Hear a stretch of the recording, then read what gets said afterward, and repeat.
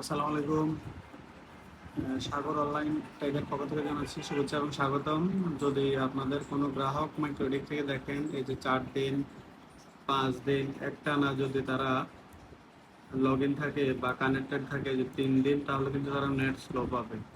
Net slow এর অন্যতম কারণ হচ্ছে যে মানে একটানা 2 4 5 দিন 10 দিন যদি কানেক্ট থাকে, যে একদিন আছে এটা 14 দিন, এই গ্রাহকটা কিন্তু মোটেই মানে ভালো সার্ভিস পাবে না 14 দিন।